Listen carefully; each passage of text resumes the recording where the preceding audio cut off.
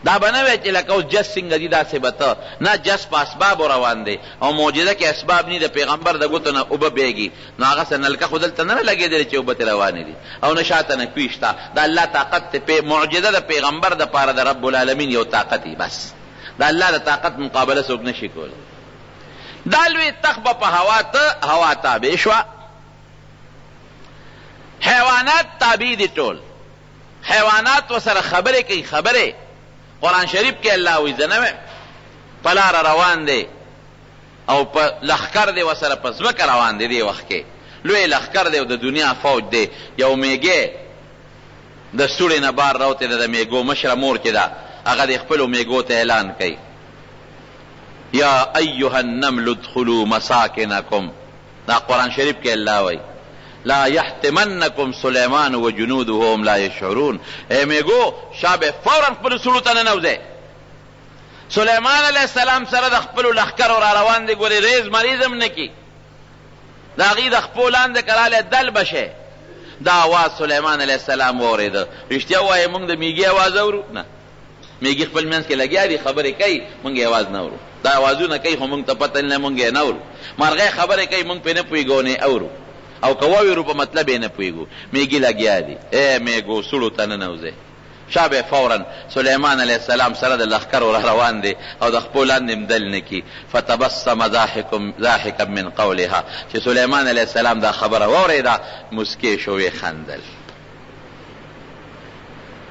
مسکې شو، قرآن وایي فتبسم ضاحکا، مسکې شو لږ هم خندل. اوهو میږی ته هم پته ده. دا حیوانات الله خبرې دي ته پته. قرآن شریف کې الله تعالی فرمایي چې وعلمنا منطق الطير، ما د مارغانو په خبرو هم پوه کړی و. څومره چې مارغان خبرې کوي په هغې پوه. څنګه چې انسانانو کې څوک په پنجابۍ کې لګیا دی، څوک په پښتو کې لګیا دی، او څوک په انګریزۍ کې لګیا دی، څوک په اردو کې لګیا دی. دارنګې د حیواناتو کې خپل منځ کې په خبرو کې اختلافات شته، لیکن په هغه ټولو سلیمان علیه السلام خدای پاک پوه کړی. کوم ځای کې چې اوبه نشته، اوبه نو ځان سره به یې دغه ګرځو، هدهد ملا جرګک به ځان سره ګرځو. ملا جرګک له الله دا یو پویه ورکړې ده چې هغه یو ځای کې پته ورته لګي چې اوبه دلته څومره لاندې دي، 10 ګزه لاندې دي او که 20 ګزه لاندې دي. اوبه دې بیا خوږې دي او که دې ترخې دي. نو ملا جرګک به ځان سره ګرځو دې دپاره چې ما ته د اوبو ولول. یو ځای ته لاړ، هلته ملا جرګک وګورې نشته، نو غصه شو. لمانځه وخت اوس او دلته چې مونږ ته څه پته لګي چې اوبه څومره لاندې دي، څومره ځای کوي که نه چې اوبه ځان له راوباسو. ځکه پیریان او دیوان په قبضه کې دي، ملا جرګک نشته. قسم یې وخوړه قرآن شریف کې الله وایي وی که دا ملا جرګک ماله په ګوتو راغی نو زه به یې وجنم، پرېږدم یې نه. وجنم ذبحه کوم، بیا به سخته سزا وله ورکوم. دې کې ملا جرګک راغی. چېرته تللی وې؟ اوس ګوره داسې ته ویلی شي ملا جرګک ته چې چېرته تللی وې، خپل طوطي ته ویلی شي چېرته تللی وې، خارو ته وی چې د سپي ته ویلې چې ته تللی وې. باقاعده خبرې ورسره کوي، په خبرو یې پوهېږي. هغه ډېر هوښیار و.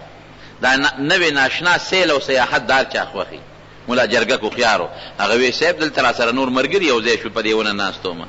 هغې وی چې دلته یو ډېر زبردست ښار دی، چکر نه لګې. ما وی راشه سیل به وکړم، خپل آقا ته به هله ویم چې دا ښار څوک دی او کوم ځای دی. لاړم صاحب دا د یو کلي سبا ورته وایي، د هغې یو بادشاه ده او هغه د بوتانو عبادت کوي. ګوره څومره لوی طاقت خدای سلیمان علیه السلام له ورکړی. دا خو منې که نه، په هوا کې روان دی، پیریان تابع دي، لیکن د غیب علم ورسره ګوره بیا هم نشته. د ملا جرګک نه معلومات کوي چې اوبه څومره لاندې دي څومره نه دي، قرآن وایي. او ملا جرګک نه معلومات کوي، ملا جرګک ورته وایي چې هلته کې بله بادشاه ده او هغوی د بوتانو عبادت کوي. ها بوتانو عبادت کوي. ودرېږه ښه یو خط تله در کوم، د یو سا دا خط ور وغورځوه، پته دې لګو چې ته رښتونې او که دروغجنې. نو خط یې وله مخ وکړه کې کېښود. هغه لاړ والوته او خط یې هغه ملکې بلقیس ته په غېږ کې ور وغورځو. واپس راغی، امې وله په غېږ کې ور وغورځو. هغې کې ورته سلیمان علیه السلام لیکل وي انه سلیمان انه بسم الله الرحمن الرحیم الله تعالوا علی واتونی مسلمین، چې ما ته زما تابع کېږې به دا کفر و شرک به پرېږدې، ایمان به راوړی. خبره مې دې پورې کوله، د هغه پوره قصه درته نه کوم، خو چې زما کوم ځای کې مقصد دی هغې له راځم چې حیوانات تابع دي خبره وسره کوي میګو په خبرو باندې پويږي خبره وسره کوي باقاعده خبره اوري او پويږي او پیریان تابع دي داسې حکومت دی نن سبا یو پیری څوک نشي تابع کوله پیریان تابع دي او پیریان څنګه تابع دي داسې تابع دي قرآن شریف کې الله فرمایي په دریاب کې غوټي وای او ملغلره او یاقوت او مرجان او دلالونه ولا روباسي داسې تابع دي واصلنا له عين القطر قرآن شریف کې الله فرمایي وی تانبو پیتل میں متاسان کړو قیمتي شی په هغه زمانہ کې تانبو پیتلو اوسم قیمتي شی دی آباده کې به تانبو د پیتلو استعمال کو په دروازو کې او په پیلرو کې او په نقشو نگار کې به داغه استعمال کو الله وی داسې متاسان کړو چې د پیتلو غټ کان باو او چې ګوته به ورول داسې به او به د لکه د وبو پشان دي ته چې تانبو پیتل ویل کې سونه خرچې پکې هغه چې به یو کف پناره کړي نو ویلې بشوا او چې سبه ته جوړول او کومه نقشه به ته جوړول او کوم ډیزاین به ته جوړول هغه سه جوړول شي دی بل کمال ول رب العالمین ورکړو ومن الجن من يعمل بين يديه باذن ربه قرآن شریف وی پیریان مم تابع کړو من يعمل بين يديه رد مخ کې به کار کو باذن ربه د الله په حکم او چې کم پیری به کار کې سستی کول او کار به نه کو نو قرآن کې الله سوي ومن يزغ منهم عن امرنا نذقه من عذاب السعير چې کم پیری به د سليمان عليه السلام خبره نه منله او کار به نه کو موږ مضبوطه سزا ولا ورکوله الله قرآن شریف کې فرمایي نو رب العالمین د پیغمبر ټوله توجه خو ستای دین طرف ته نو د الله په حکم بیت المقدس جوړول شروع کړل خپل مقصد ترانو بیت المقدس یو ډیره خشته نقشه جوړه کړه هغه نقشه پیریانو لا ورکړه پیریان کار زر کولی شي د انسان په نسبت پیریان ارزه ته رسیدي شي په یو سکند کې او په 15 منټو کې کوهستان ته رسیدي شي او په لږ وخت کې د کوهستان نه اعلی لرګیم را رسول شي او دریاب کې مغوپوي د دریاب د ویخ نم د ملغلره او د جواهرات راوړل شي کار کوي نو رب العالمین په حکم باندې د بیت المقدس یو ډیره خشته مزیدار نقشه جوړه کړه او پیریان یې راغون کړل دا نقشه والے او کار شروع کې بیت المقدس به جوړو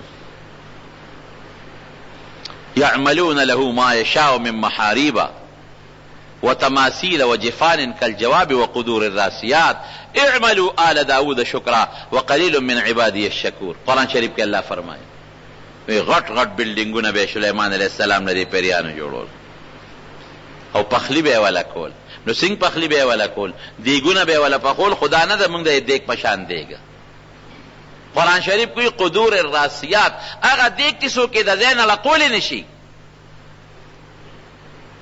غټ غټ دیګونه څوک د زین نشي لا کوله هغه دیګونه به ولا پخول او جناب د دنیا دعوت به خلق براتله ولنګر بچلې دا شاهي دربار به نقشه ورکړه سليمان عليه السلام وی دا بیت المقدس په دې نقشه جوړول غواړي ډیره خداسه او د رب العالمین حکم وکړي چې یو کوټه ته نه نوځه دی له نقشه ورکړي خپل کار کوي او ته یو کوټه ته نه نوځه او زما د عبادت د اعتکاف نیت وکړه هیڅ څوک بتاله نه راځي ستا د رزق د روډه تنظیم به زمای لکه اوس سړی جونګړې ته نه نوځي چلو بس سلوي خروځي ابو بزرګان نیکان صالحان یا جمعات ته نه نوځي ځان نه صادر تو کی او سلوي خروځي څوک 2 میاشتې څوک 3 میاشتې اعتکاف کوي او چلو باسي خدای له خو بچي او مرګري ډوډۍ راوړي کنه هغه پیغمبر دی د الله حکم دی نه یو شیش محل ځان نه جوړ کوم زیدا هغه کې خپ قلار کې نه خپل عبادت کوا او دی پیریانو ته داسې نظر کوا چې دی کار کوي او کار نه کوي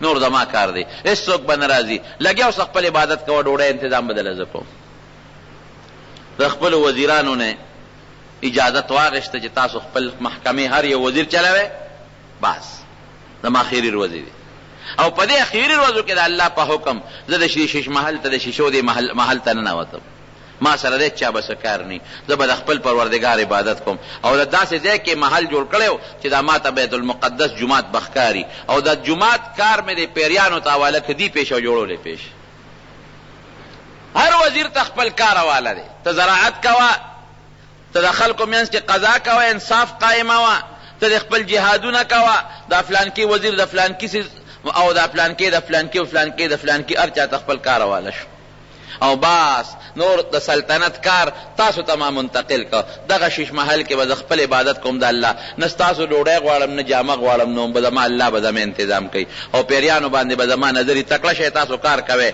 دا نقشه ده او دې مطابق به تاسو کار کوئ. بهترین طریقې سره بیت المقدس به جوړئ. لګیا دی ورته ګوري او دقسې دا کونټۍ راغشتې ده، دا کونټۍ او دې دقه دې خپلې زنې ته نیولې ده او د الله تعالی عبادت کوي. رهبانیت زمونږ په امت کې منع دی. مونږ خلک به عبادت هم کوو او خپلې بیبي سره تعلقات به هم ساتو او خپلو بچو له به رزق هم ګټو او خپل غم خادي به هم کوو او د جمع منزله به هم راځو. زمونږ په شریعت کې دا رهبانیت منع دی. هغې دپاره دا جایز و په هغه زمانه کې چې که ته یو کال له شپږو میاشتو لمزان له شوې او هېڅ چا سره تعلقات نه، نو تاله جایز دی. لګیا دی هغه خپل عبادت رهبانیت کې اکونټۍ راغشتې ده، دقه زنې ته یې نیولې ده او دې پیریانو ته دقسې نیغ نیغ ګوري او د خدای ذکر وسکار کوي او پیریان لګیا یې دلادل کار کوي.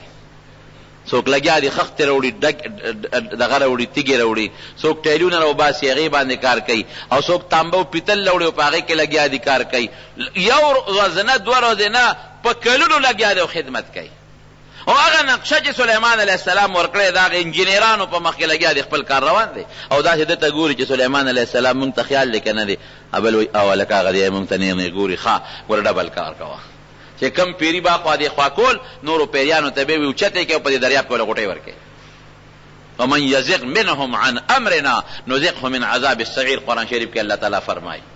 هغې کې ځان له لکه څنګه چې دا ډوټو کې خلک وي په یو مشر دی، د هغه مشرانو د پاسه نور مشران دي، د هغې مشرانو د پاسه نور مشران دي، ډبل کار کوي. هغه افسران به تلل د پیریانو داسې به کتل، هلکه ګورې تکړه کار کوی، ښه سلیمان هم نیغ دې خوا مونږ ته ګوري. هغه سره الله څه چل کړی و، د هغه نه خدای سیستې وه، دې دې ته یې ډډه والې ده او روح ته رب العالمین لر کړی. ساتې وتې ده خو د پیغمبر وجود دا خوره نه خوري، دا قانون دی. نبی کریم صلی الله علیه وسلم او فرمایل چې تاسو راځئ په ما سلام اچوئ، ستاسو سلام به زه اورم.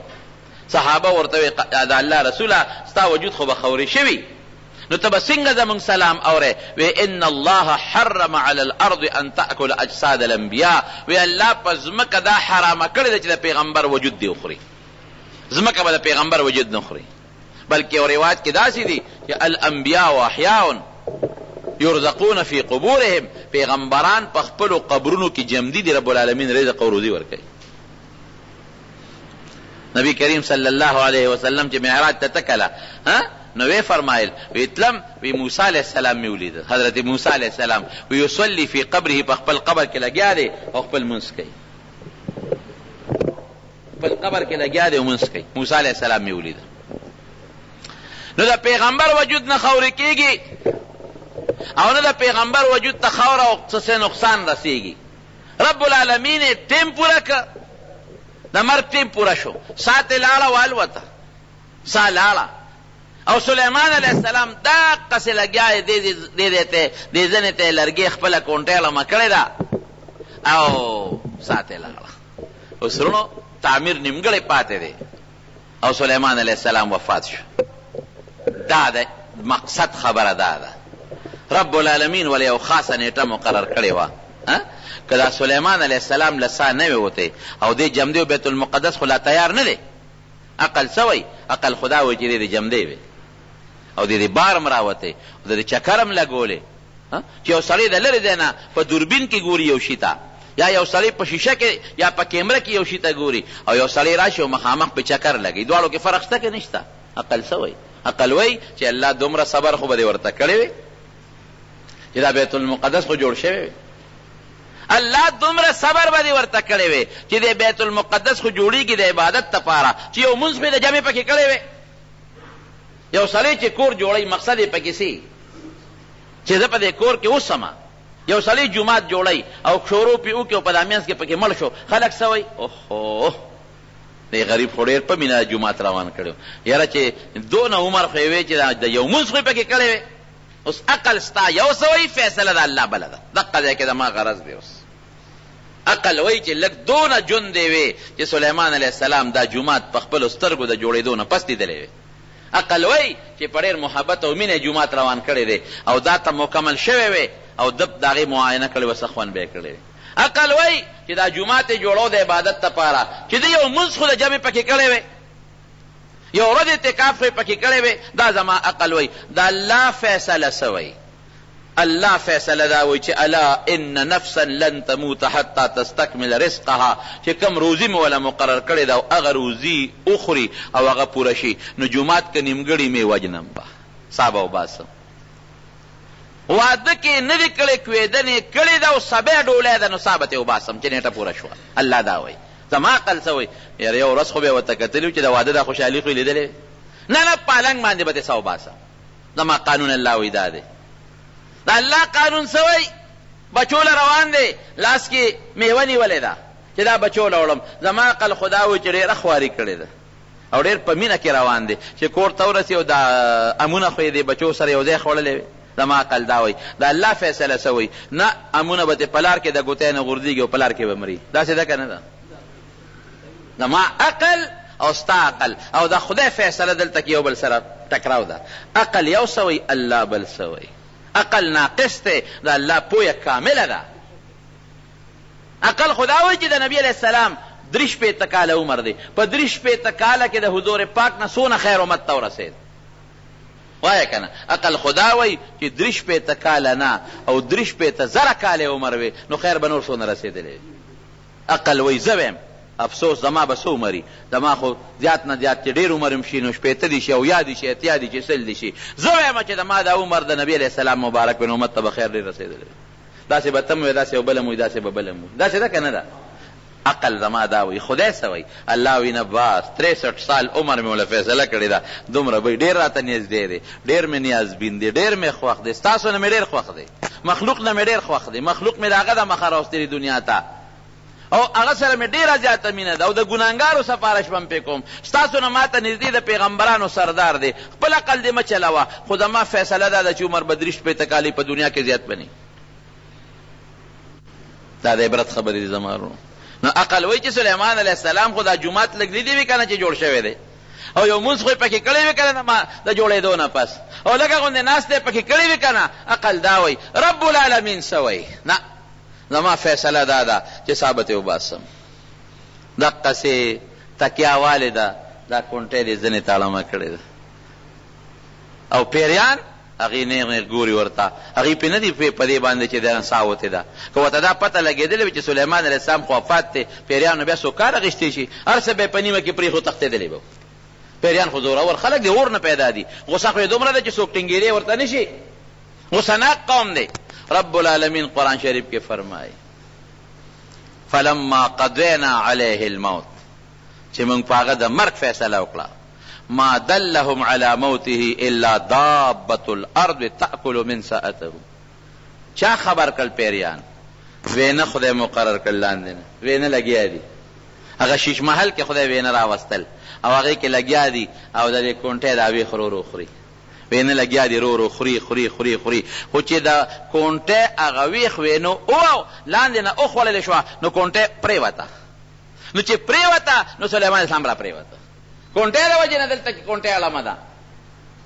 فلما قضینا علیه الموت ما دل على موته الا دابة الارض تأكل من سأته فلما خر، چې را پرېوت، تبینت الجن ان لو كانوا يعلمون الغیب ما لبثوا في العذاب المهین. پیریانو وکت یلکه سلیمان علیه السلام خو هغه پرېوته، خو وفات شوی دی. لکه کونټۍ چې وکتله او دا خو 6 میاشتې مخکې وفات شوی دی، بلکې حافظ ابن کثیر وایي 1 کال مخکې وفات و. 1 کال یې کونټۍ ته ډډه والې ده، 1 کال پیریان لګیا دي کار کوي او شیش محل ته ځي تماشه کوي چې سلیمان موږ ته ګوري که نه ګوري. زر رامنډه کړي هلکه موږ ته نیغ نیغ ګوري ګورې ښه ډبه.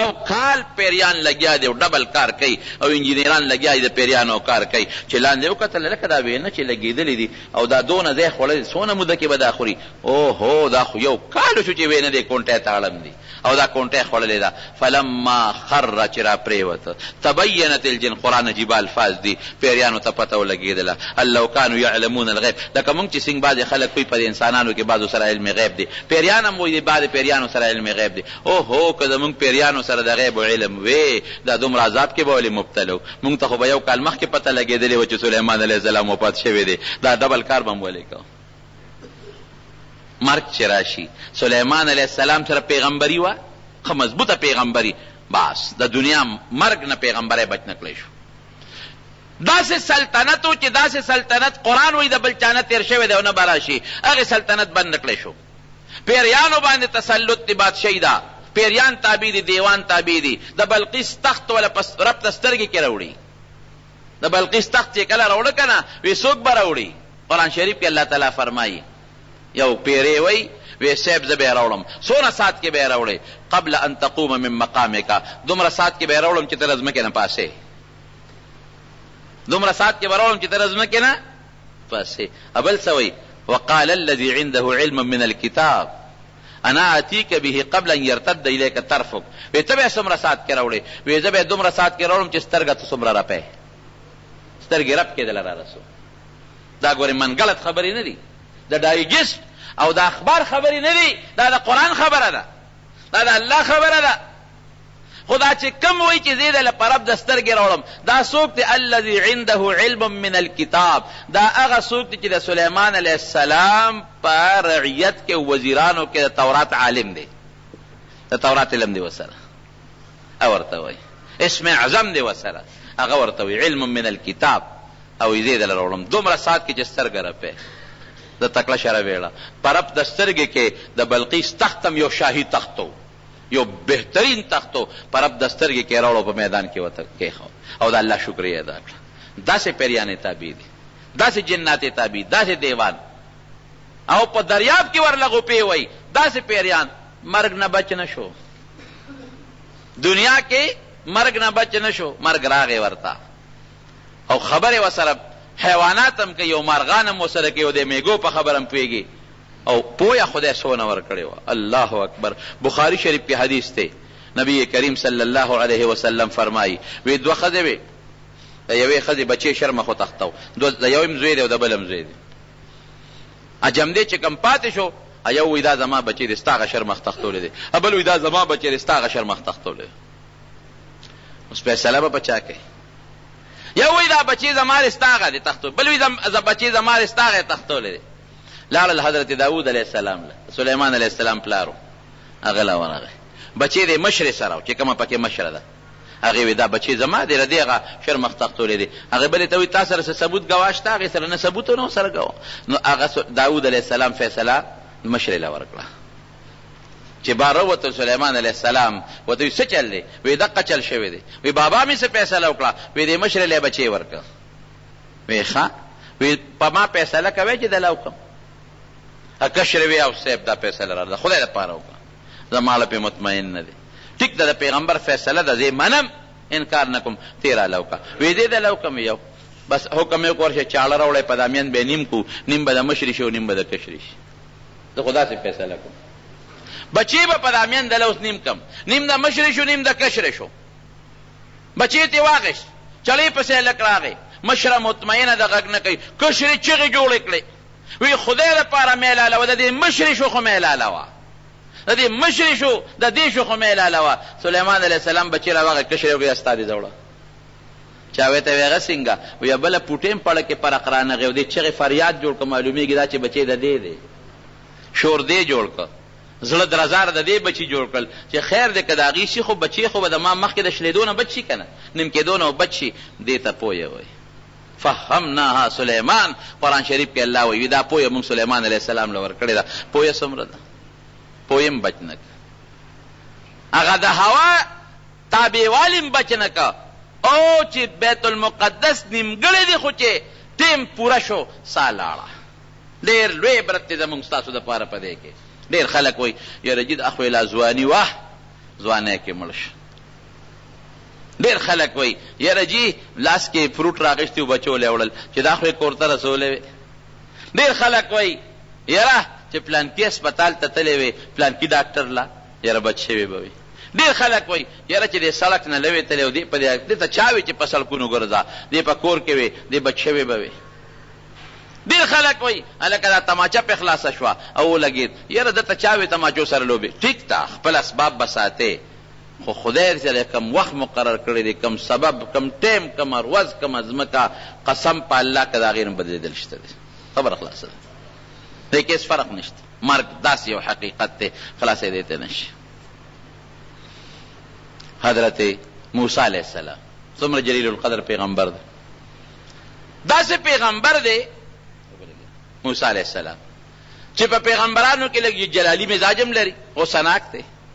ملک الموت ولا راغی چې ملک الموت ولا راغی د انسان په شکل اوسو کې وي د مرګ فرشته یم.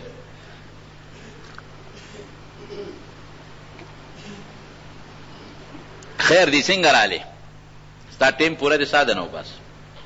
اوس موسی علیه السلام ته دا خبره کوي ټیم پوره دی ساده خمانه ساو باسې چې سپېړې اوچته کړه په دا مخ یې ووم. بخاري شریف کې حدیث ته ګورئ چې په دا مخ یې وو سترګې ته لنده کړه. هغه له خو خدای پیغمبر خو عجیبه زور یې دوه کسو منځ کې جوړه نه کوله. یو بني اسرائیلي و یو یې د خپل د فرعون د قوم نه دواړه سره نښتي دي. فرعون والا ظلم کوي په هغه بني اسرائیلي باندې د موسی علیه السلام په قوم یې ودی ظلم مه کوه. ولې ظلم کوې جاتې ورسره مه کوه. ستا پکې څه کار دی نه زما پکې کار شته که نه ته ولې ظلم کوې په ده باندې. د هغه دونه غټ ګېډې وړی شي چې تی ورته په سره د پلار به یې مه وړي. خو د فرعون د قوم نه و هغه ته خو ځان ډېر لوی ښکارېده او دا بني اسرائیل دوی ته داسې ښکارېدل لکه دا چوړیان غوندې چې دي خدمتونه به یې پې کول. ستا پکې څه کار دی زما پکې کار دی که ته ظلم کوې په ده باندې. ښځه چې ظلم پې کوم دا د پلار به هم دا پنډ وړي هلکه سم شه ګوره نه یاره تا پکې څه دي. موسی علیه السلام ورغې خو چې څنګه فوکزهو یو سوک یې ورکړه ذوالقندار ته یې ورسو یو سوک سره پرېوته او ساتې ووته. خو د پیغمبر سوک دی. اوهو دا څه وشو ما خو ورته عقل خو ادب مې ورته خو نه مې ورپسې توره راغېشتې نه مې ورپسې غشې راغېشتې نه چاړه ادب مې ورته خو سوک مې ورکو په سوک به ما وې دې پیښې خو پکې مړ شو. او سار له بیا روان دی په دې لارو کې ګرځي. موسی علیه السلام چکر لګی هغه سړی لګیا دی بل چا سره یې جګړه ده چې بل چا سره جګړه ده هغه سړی په ده ظلم کوي. د فورا موسی علیه السلام ته آواز کوي ای راشه که نه هغه پرون را باندې هغه سړي ظلم کو او نن را باندې دې ظلم کوي. او موسی علیه السلام وایي خبره ظالم بچي خبره ښکاره کې دا څه کې بل پوه شو ښه دا پرونې ده والې دی په سوکه او وجلی دی بس هغه ته یې خوا کړی وایي خدای ته وګوره موسی علیه السلام زما توبه ده دا څه کې ماله لاس راونړي پرون دی یو وجلی دی اوس ما وجلی. بس موسی علیه السلام پوه شو خبر راس خو پا شو.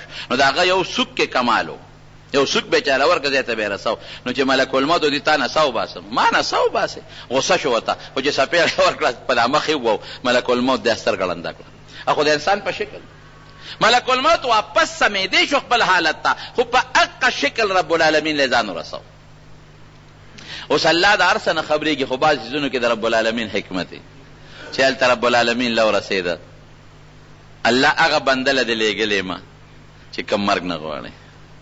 دا زما دې حال ته وګوره وایي ښه داسې وکړه ورشه او دې موسی علیه السلام ته ووایه چې مرګ دې نه دی خوښ نو زه د یو غوی په شا لاس کېده او ستا د لاس لاندې چې څومره ویښته رالل د یو ویښته په عوض کې به یو کال عمر در کوم.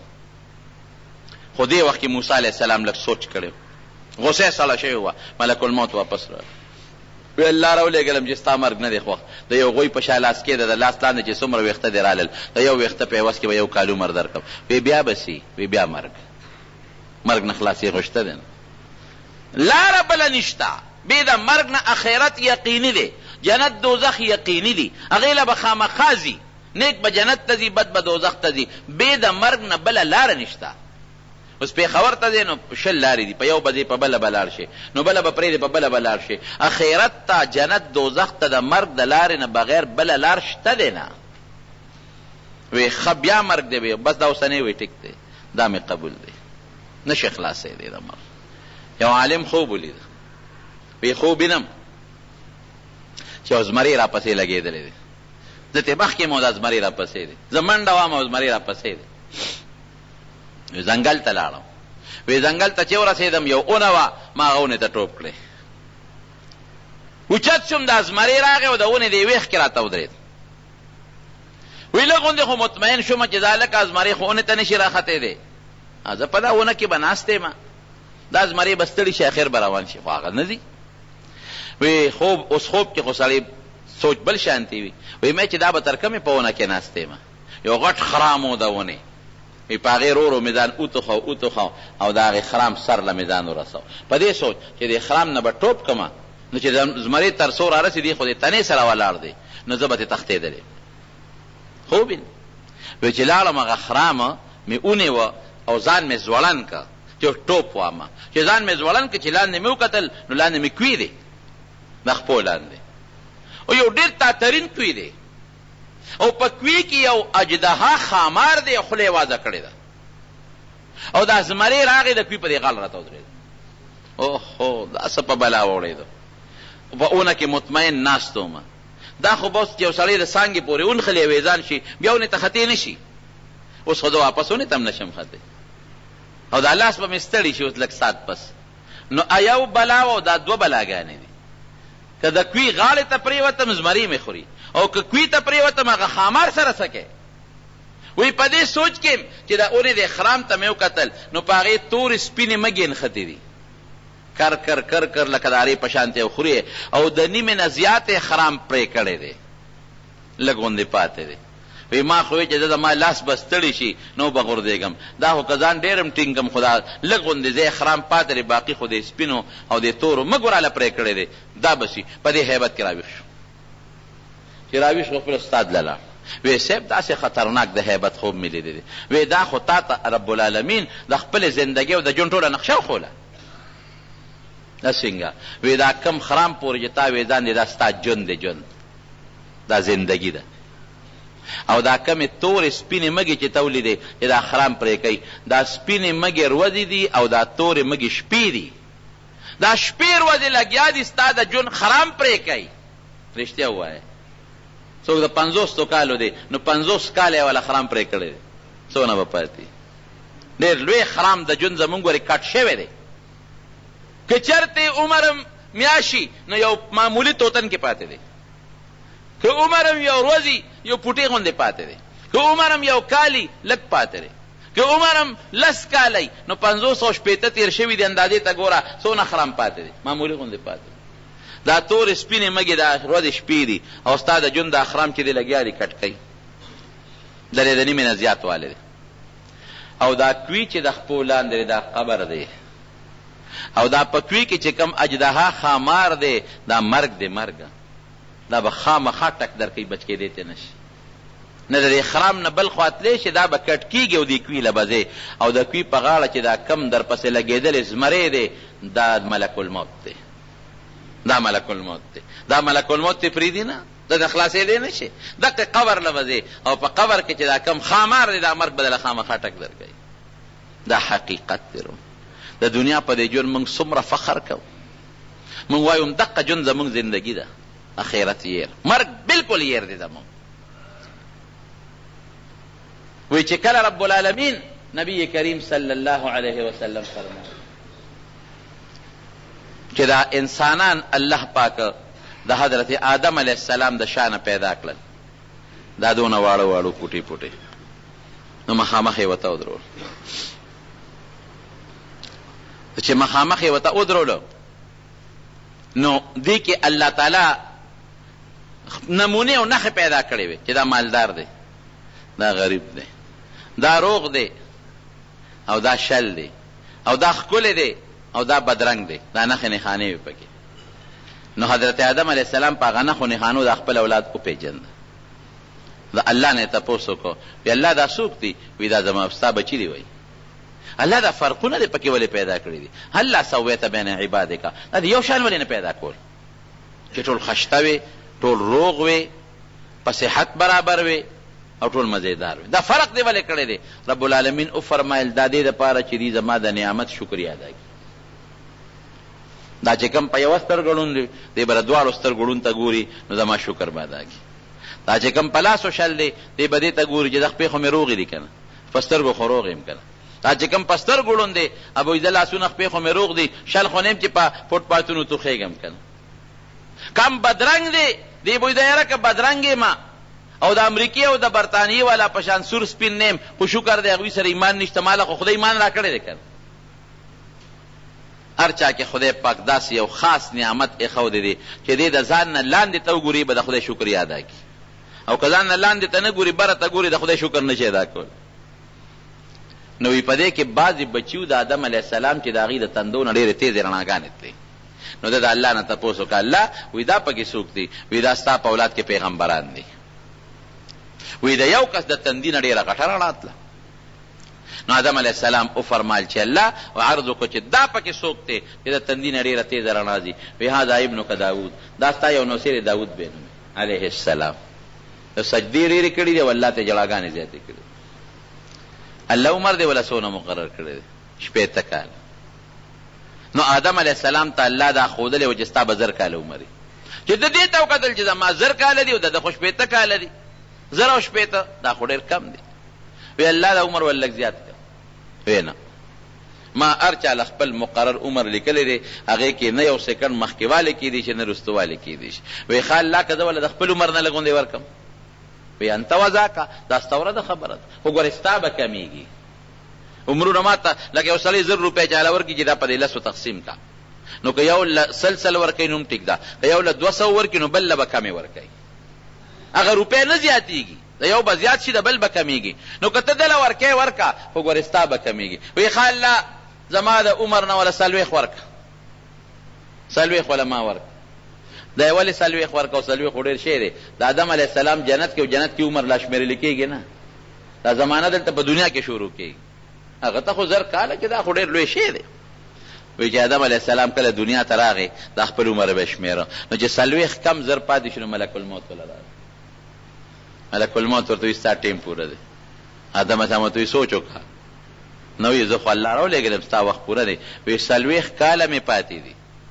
ما ته الله 1000 ویلي دي او اعده دې شمېرم 40 پاتې دي وی ولې تا خپل نوسي داود علیه السلام نه دي ورکړې وی نه نه مې دي ورکړې دروغ یې نه دي ویلې په قرآن کې حدیث کې نبی علیه السلام نسیه و جحده یېرو نو ځکه انکار وکړ لکه د هغې عالم مثال داسې دی لکه سړی چې خوب وویني چا ته خوب یاد یو چا نه یېري نو انکار یې وکړ نو بچو یم یېره راځي او د خبرو نه انکار کوي یو سیکنډ ورته صبر ونه شو مقه 40 کم 1000 باندې ته سالانه ګوره ټیم پوره دی بس نو چې هغه مخلوق پیدا که دویمه خبره پکې وره نو فرشتو الله نه تپوس وکړو الله وی دا چې د دنیا کې بیا دا څوک دي وی دا د آدم علیه السلام اولاد دی دا به دنیا کې پیدا کېږي وی دا به هم دونه واړه واړه وي نه نه دا خو به غټ غټ وي دا خو به ډېر شی وي وی الله دا به دا دنیا کې څنګه ځایږي بیا دا خو کربونه اربونه نه هم زیات دي نو چې دا دې ته غټ غټ وجودونه ورکې نو دا به په دې دنیا کې ځایږي څنګه الله فرمایل مرګ به پرې راولم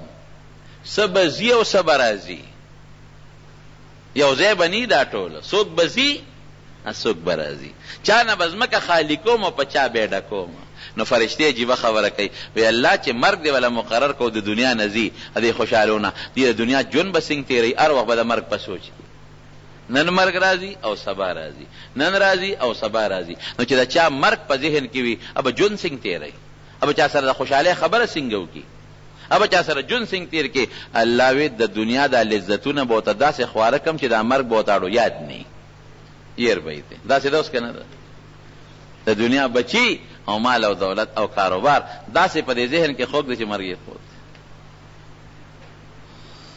نو مرګ یو حقیقت دی څوک ته انکار نشي صرف یو خبره ده اخر کې درته وایم چې د مسلمان د پاره مرګ تحفه ده موت المؤمن تحفه د مسلمان مرګ تحفه ده تحفه ولی حدیث کې د هغې تشریح راځي چې موت مرګ هغه تحفه ده یوصل الحبیب الی الحبیب چې دوست د دوست سره ملاوي مسلمان الله سره ملاويږي مسلمان جنت سره ملاقات کیږي د مسلمان د الله سره ملاقات کیږي د مسلمان د پیغمبر سره ملاقات کیږي دونه عظیمه تحفه بل کومه کیږي زمونږ د دارالعلوم دیوبند اکابرو کې یو لوی بزرګ تیر شوی دی،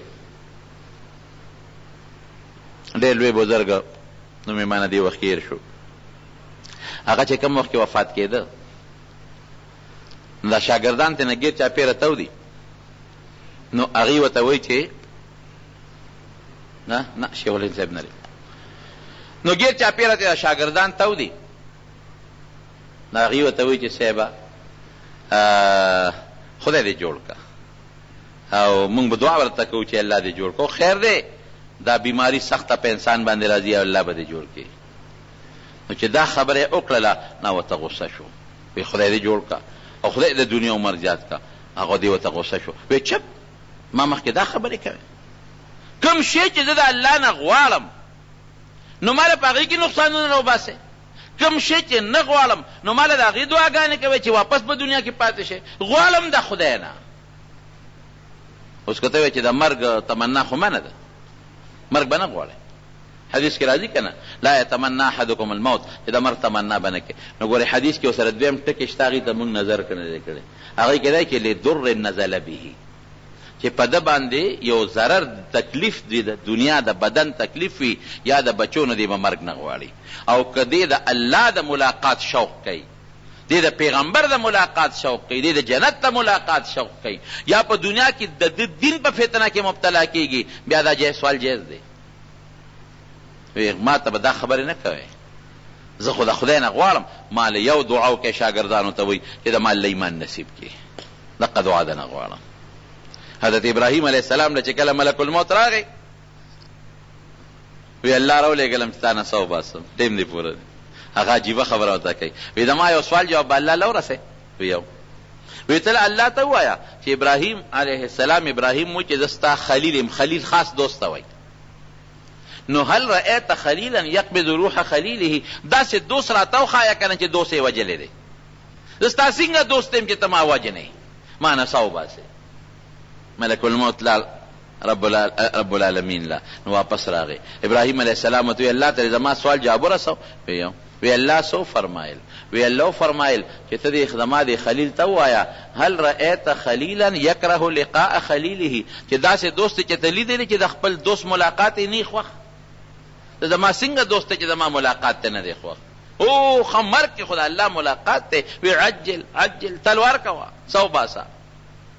نو د مسلمان د پاره مرګ تحفه ده، او چې دی پوره سوچه کامل مسلمانی. الله دې موږ سوچه کامل مسلمانانو ګرځي، تحفه ده. او کافر د پاره د خدای قهر او غضب دی. بس لو یعمر 1000 سنه، افسوس چې زمونږ 1000 کاله عمر وي، د دې نه هم زیات وي، ځکه هغوی صرف دنیا د آخرت خو یې نشته. شکر دی الحمدلله موږ له خدای جنت پیدا کړی، موږ له خدای د آخرت خوشحالۍ پیدا کړی.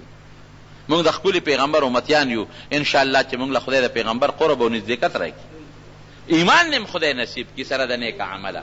نو د نیک عمل سره چې د ایمان نصیب شو نو مرګ تحفه ده، تحفه. او چې ایمان نصیب نشو یا نیک عمل دې نصیب نشو، یا ګوره تباهي ده.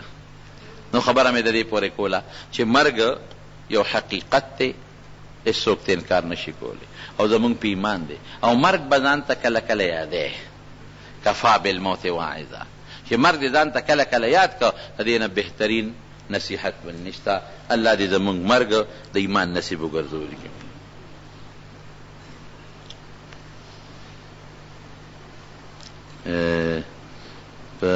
تاسو یو ځل دا خبره کوله چې اوبو کې یوه سیپی ده، یو ګوجی ده چې ډېر اهمیت لري، ما نه یېره ده جناب.